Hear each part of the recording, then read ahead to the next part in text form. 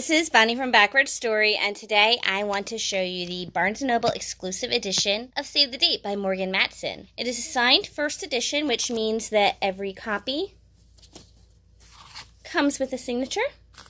And some of them say things, and they're different colors, and she had a lot of fun doing signatures. I kind of went through a few of them. What I love about every Morgan Matson book, at least the last couple of them, I don't know about the ones before it, because I've only been following her since the last 3 books now. When you flip the jacket inside out, you get a poster. And this one is Grand Central Station by Eleanor Grant, who is the mother of the book.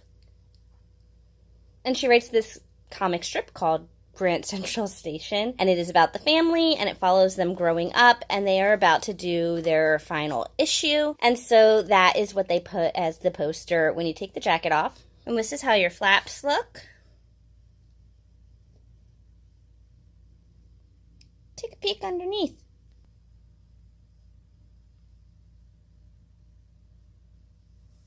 And your back cover.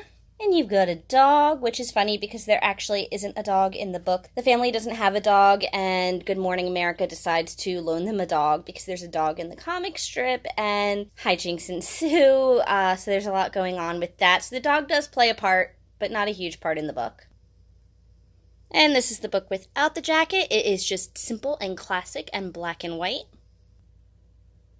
It is about this big, messy family, and, I mean, big families are always messy because there's so many people, and they are loud and hysterical and fantastic at the same time, and you just don't see a lot of big families in books.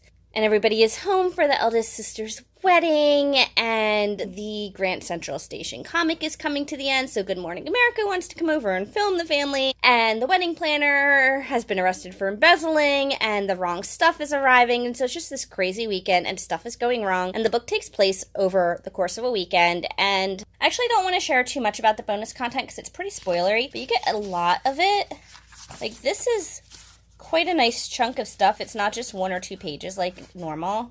It's like 20 or 30 pages. And here's the reason for the bonus content. It says, when my editor and I talked about doing a special edition, I jumped at the chance, startling my dog Murphy in the process. And since Save the Date is set during a wedding, I thought it might be fun to have 4 pieces of bonus content. Something old, something new, something borrowed, and something blue. I had a blast putting these together, and I hope you enjoy them.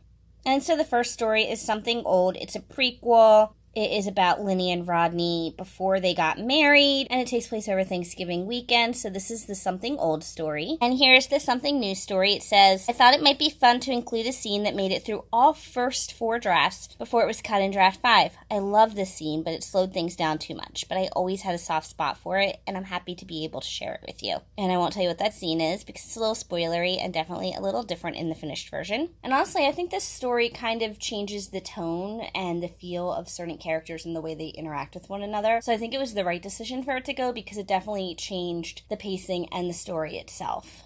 The third story is Something Borrowed. For this one, I wanted to borrow another character's point of view and see some of the events through the eyes of characters other than Charlie, characters who would just be observing the pre-wedding chaos from the outside. So I won't tell you who it's about, but you probably won't guess, and it was definitely another point of view, and it definitely added another layer to the story. And then for the final one, Something Blue, she included a playlist.